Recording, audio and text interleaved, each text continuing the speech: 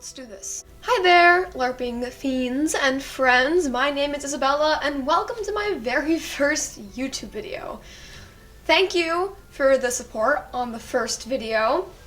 I know it wasn't a traditional YouTube video, but really was just a way for me to introduce myself to YouTube for the very first time, which was kind of scary. But thank you.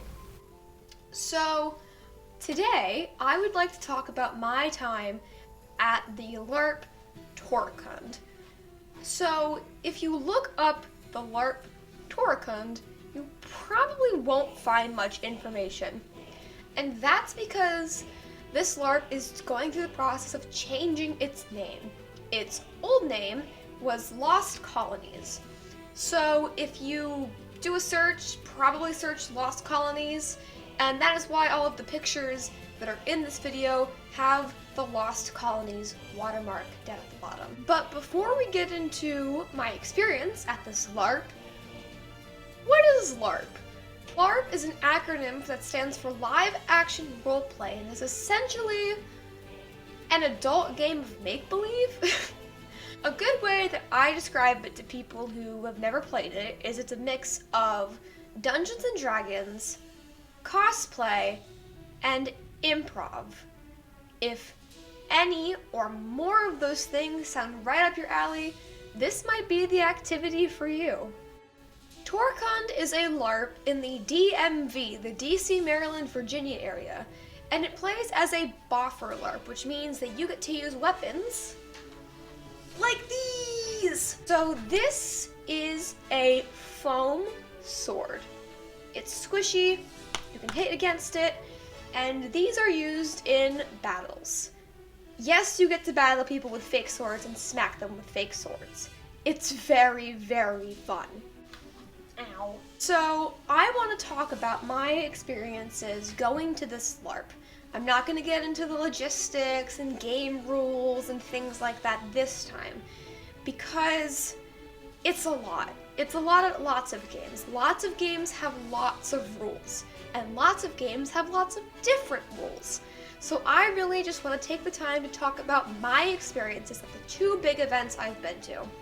So I went to two big events in this LARP in the past year, 2020.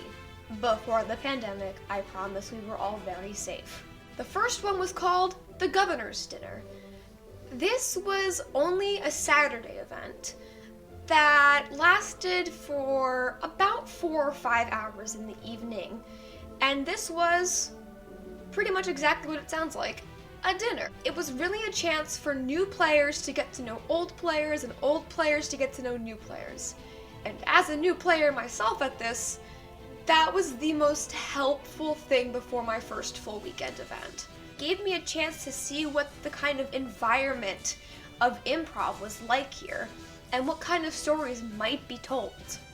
Honestly, I wish more LARPs would do these kinds of things, because it allowed me to make connections, and connections are very important in LARP games. I really got a sense for the different people, the different guilds. It allowed me to experience LARP in a more controlled setting than a full weekend event, which was really, really helpful. At this game, there was food, drink, there was a vendor there who was selling beautiful jewelry, photos were taken, there were games, there were lots of interactions to be had. It was very, very fun. This part was especially fun. The person in the tricorn hat, Major Collins, was reading our fortunes with the Destiny deck. More on that later.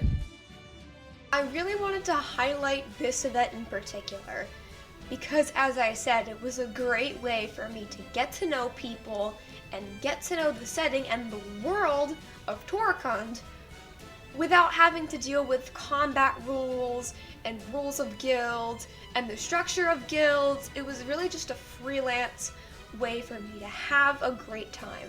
And also the food was delicious. There was this one drink, I don't even know what it was, and I don't know how to describe it. I just know that it was delicious, and I had at least 7 cups of it. So, if anyone out there knows, If anyone from the Torakand Larp knows what that drink was at the governor's dinner, please let me know, because I want to have it again.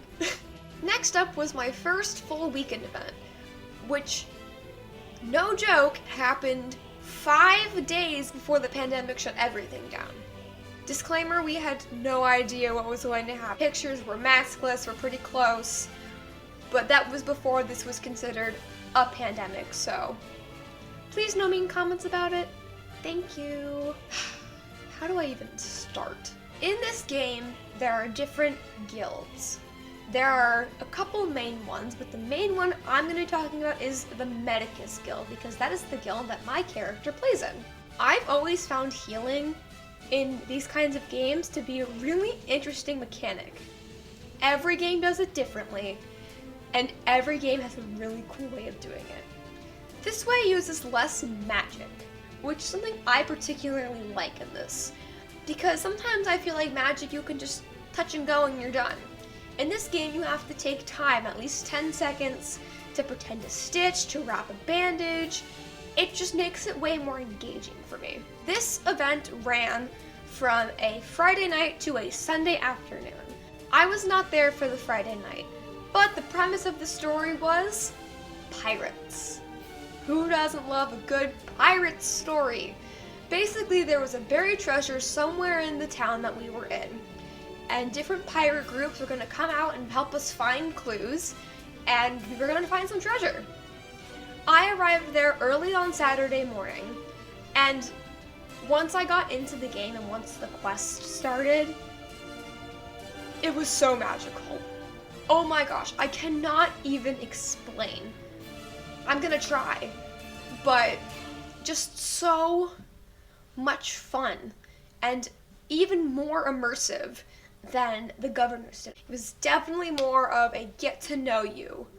This weekend event, and most weekend events, are very action-packed, quest-filled, choose your own adventure. And it was really, really fun. Really fun mechanic I want to highlight in the Torakand Larp is called the Destiny deck. Earlier you saw it in the governor's dinner with the fun fortune-telling bit, but it is actually used as an in-game way of how decisions come about. So, for example, when we started out this quest, we were dealing with landmines. Landmines in the ground. We're trying to dig up the next clue, and we found landmines. And we had to decide if we were going to try and dig more, or if we were going to stop. We decided to dig more, and then we pulled a card from the Destiny deck to see what happened to the landmines. And the game masters, who are amazing people, so much love to all of them, the game masters, based on what card you pull, will tell you what happens next. In this example, we pulled a card and the landmine exploded.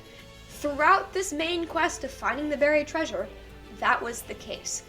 If you needed to make a decision, you as a group decided what to do, and the people who were doing it pulled a card from the Destiny deck, and it told you what you were doing.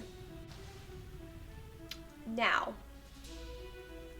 during the first part of this quest, there was a bit where the military decided to get involved in a very violent way. And by violent, I mean like in a LARP safe way, not actually violent, I promise. This was my first time ever seeing LARP fighting. I stood there in shock. My sword in hand, I just stood there, gawking, looking around, being like, oh my god, this is the coolest thing I've ever seen. That was that. LARP is very much about the decisions that you make as characters and how those move the plot along. So I would like to take a moment to thank the game masters at Torakand for dealing with our bullshit. Basically, during this game, there was a bit where we had to go fight a lizard monster. Welcome to LARPing. And we did something something that the game masters were not expecting us to do. We let people get captured by the pirates, so they had to stop the game, rearrange the rest of the night, and find a way to fit in the fact that we had to get back the hostage. And they were so flexible. They were amazing with this, and so were all of the characters who were involved. Everyone was super flexible, and it made this go really, really smoothly. I was very scared going into this because I was like, oh no, we messed something up. This ended up being the best part of the game for me, and I will explain why right now. My character, Ebony, is slowly growing on the path to being a surgeon. I managed to snag the first 2 skills to get to be a surgeon before I'd ever played a game. In my character building, I had given myself these 2 skills. I needed some XP to get the next skill. I came into this game knowing that I probably wasn't going to do any kind of surgical acts, nothing beyond the basic first aid triage healing. I was wrong. Basically, as we were getting the hostage back, one of the hostages got really injured and needed to have a surgery performed. So all the Medicus Guild is gathered back in the main building with the patient in front of us. He said, "Who's gonna do the surgery?" And everyone looks at me. I was terrified, but I was also so excited because I did not think this was going to happen on any level. I was like, there's no way, I haven't had enough experience, it's my first game. I was wrong. So fun, and the cards were in my favor because this person survived and I performed my first successful surgery. Like I said, healing and this kind of stuff is my favorite aspect of most LARP games, so really getting to experience it in the thick of it and with that kind of stress and urgency was so fun. So thank you, Torakand LARP, for making my weird Fae surgeon dreams come true. So I forgot to film an outro for this, but thank you all for watching. Please leave a like, drop a comment, and subscribe. I bid thee a good day, and I will see you on the LARPing side.